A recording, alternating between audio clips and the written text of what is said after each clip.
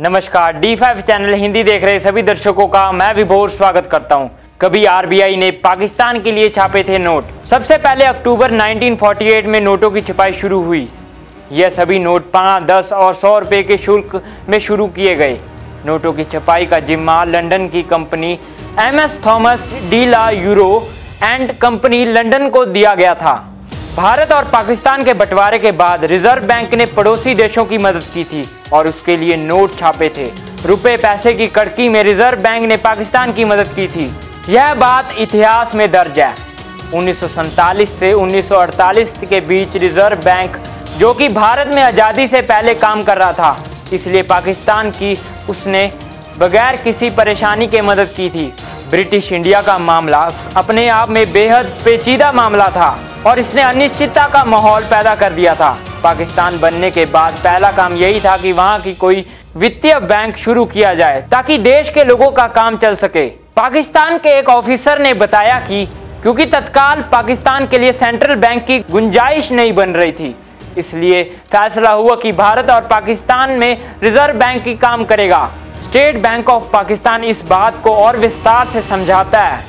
तो state bank of Pakistan की website पर लिखा हुआ है कि स्टेट बैंक ऑफ पाकिस्तान ने आरबीआई की सेवाओं का भली भांति स्वीकार किया है। और स्टेट बैंक ऑफ पाकिस्तान ने लिखा है कि 1947 में भारत और पाकिस्तान के बंटवारे के वक्त रिजर्व बैंक ऑफ इंडिया दोनों देशों के लिए सेंट्रल बैंक का तहत काम कर रहा था। बंटवारे के तुरंत बाद पाकिस्तान में कोई भी सेंट्रल बैंक स्थित नहीं था, इसलिए आपातकाल में पाकिस्तान में करेंसी के सर्कुलेशन का काम रिजर्व बैंक को दिया गया। स्टेट बैंक ऑफ पाकिस्तान लिखता है कि अविभाजित हिंदुस्तान के गवर्नर जनरल ने 14 अगस्त 1947 में पाकिस्तान में एक आदेश जारी किया। इस आदेश में कहा गया कि जब तक पाकिस्तान में कोई सेंट्रल बैंक नहीं बन जाता, तब तक आरबीआई अपनी करेंसी को जारी करेगा। इस आदेश के मुताबिक 30 सितंबर 1948 तक रिजर्व बैंक को भारत और पाकिस्तान के लिए कॉमन बैंक घोषित कर दिया गया। इस तरह 30 सितंबर 1948 तक रिजर्व बैंक ने पाकिस्तान को सभी तरह की वित्तीय जरूरतों को पूरा किया, रुपए और पैसों का बंदोबस्त किया।